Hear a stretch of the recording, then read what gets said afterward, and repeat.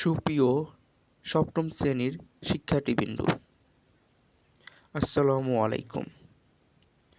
ABC স্কুলের পক্ষ থেকে সবাইকে স্বাগতম।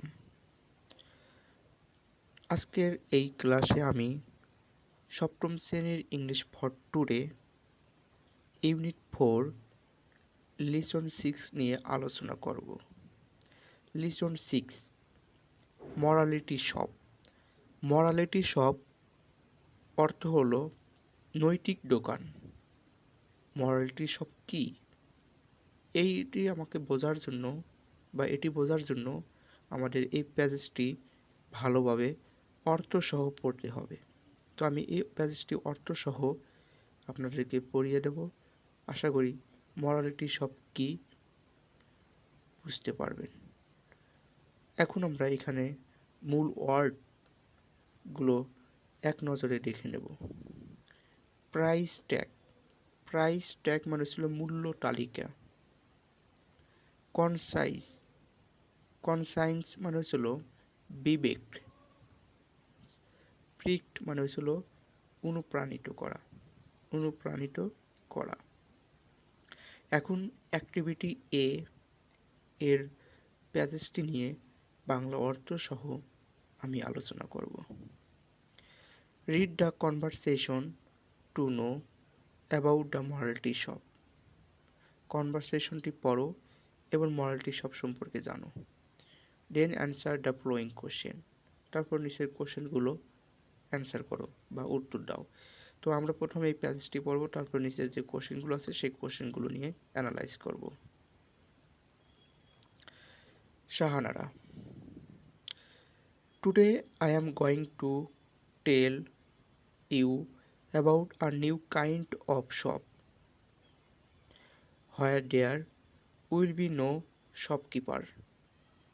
আজ আমি এক ধরনের নতুন দোকান সম্পর্কে তোমাদেরকে বলতে যাচ্ছি। where there মানে যেখানে, will be no shopkeeper মানে দোকানদার থাকবে না, যেখানে দোকানদার থাকবে না। The price of each item or things will be written on a small piece of paper. প্রতিটি আইটেমের মূল্য ছোট্ট একটি কাগজে লেখা থাকবে। This price will be attached to the item or items. This price tag মানে এই মূল্য তালিকাটি আইটেমের সাথে সংযুক্ত করা থাকবে। You will pick an item you like. Look at the price tag, put the money in the box, keep there. তুমি তোমার ইচ্ছা মতো একটি আইটেম তুলে নাও মূল্য তালিকা দেখে, এরপর টাকাটি বক্সে রেখে দাও। And the things is now yours. সেই জিনিসটি এখন তোমার। The students are not clear about this kind of shop. ছাত্রছাত্রীদের কাছে এই ধরনের দোকান সম্পর্কে স্পষ্ট নয়। They know that a shop always has a shopkeeper. তারা জানে যে একটি দোকানে সর্বদাই একজন দোকানদার আছে। So they are confused. সুতরাং তারা দ্বিধাদ্বন্দ্বে পড়ে যায়। এরপর শিলা। In that case, someone may take a things and go away without paying. এই ক্ষেত্রে যে কেউ একটি জিনিস নিয়ে যেতে পারে টাকা প্রদান না করেই। এরপর শাহানার বলছে nobody will do it. Nobody will do it. কেউই এটি করবে না। If anybody does, it will be stealing.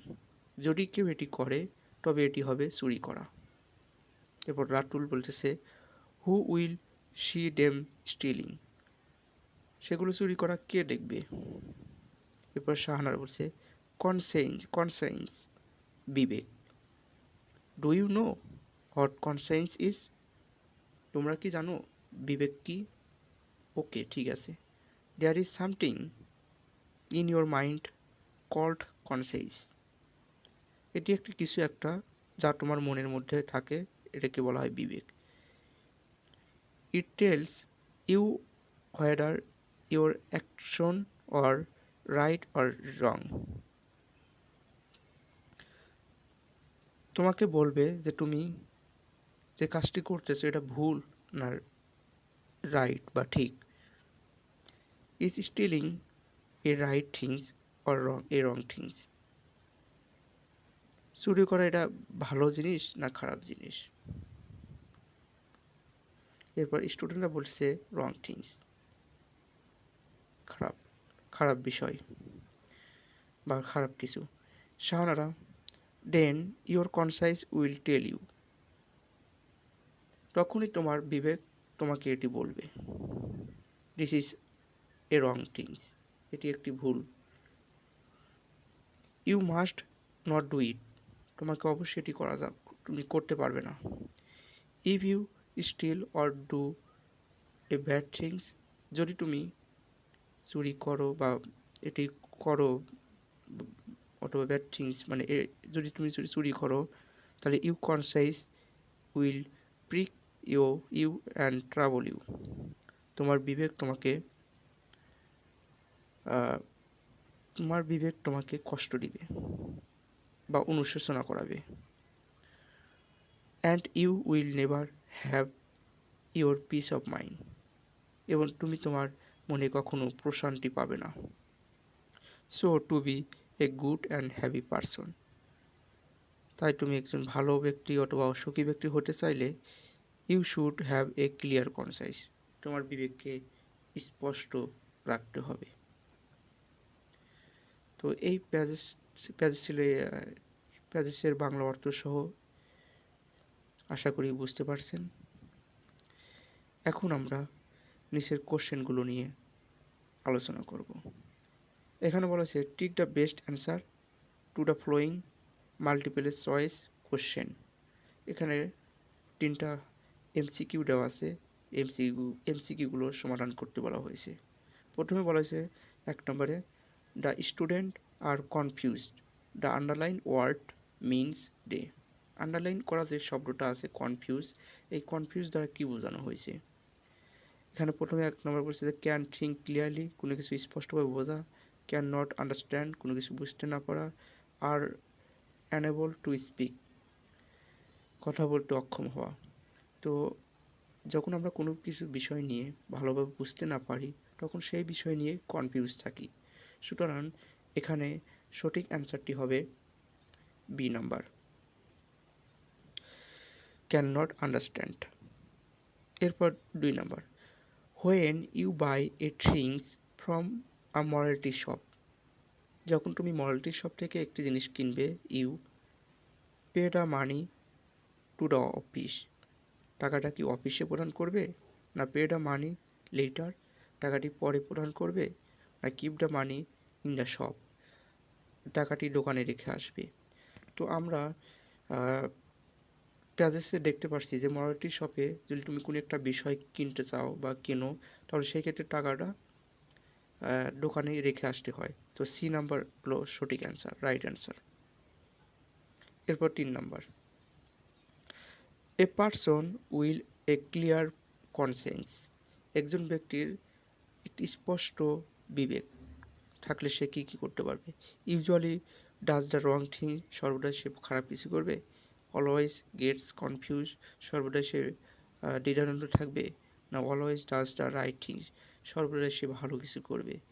আমরা জানি যার কনসেন্স বা যার বিবেক স্পষ্ট আছে, পরিষ্কার আছে, সে সর্বদাই ভালো কিছুই করে, রাইট থিংসই করে, সে কখনো ভুল করে না বা কারোর সাথে খারাপ আচরণ করে না। এখানে সঠিক অ্যান্সার হবে সি নাম্বার। আশা করি আপনারা টিকশনগুলো ভালোভাবে বুঝতে পারছেন। এর পরবর্তী ভিডিওতে আমি অ্যাক্টিভিটি বি, সি, ডি এগুলো নিয়ে আমি আলোচনা করব। আশা করি পরবর্তী ভিডিওগুলো আপনারা দেখবেন। আর সম্পূর্ণ ভিডিওটি দেখার জন্য থ্যাঙ্কস আ লট। সর্বশেষে আপনাদের কাছে একটাই অনুরোধ, যদি ভিডিওটি ভালো লাগে তাহলে অবশ্যই সাবস্ক্রাইব করবেন, সাবস্ক্রাইব করে সাথে থাকবেন। সম্পূর্ণ ভিডিওটি দেখার জন্য আবারও থ্যাঙ্কস আ লট।